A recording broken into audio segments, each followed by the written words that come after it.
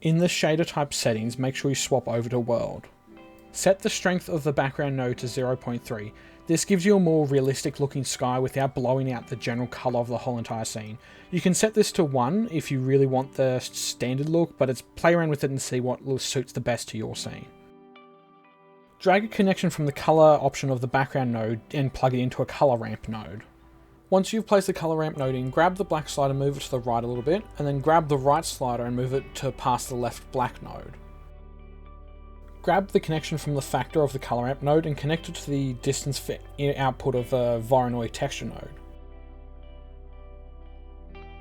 Set the scale to 50 to 100. This changes how big the stars are in the sky. Just play around with this number to see what best fits your scene. Use the black and white slider on the colour ramp node to adjust the size of the stars to make them bigger or smaller to fit your scene. This next step of the process is entirely optional, as it gives your scene a little bit of a blue tint, like you would normally see on a nighttime.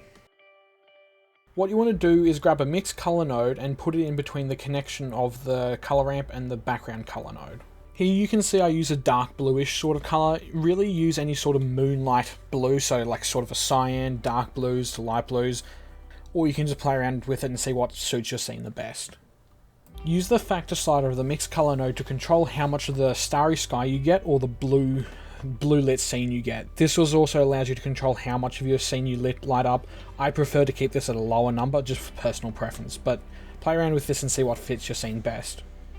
If there is anything inside of Blender you would like me to make a short tutorial on, especially something relating to environments, please let me know and I'd quite happily look into it and consider making a tutorial about that topic.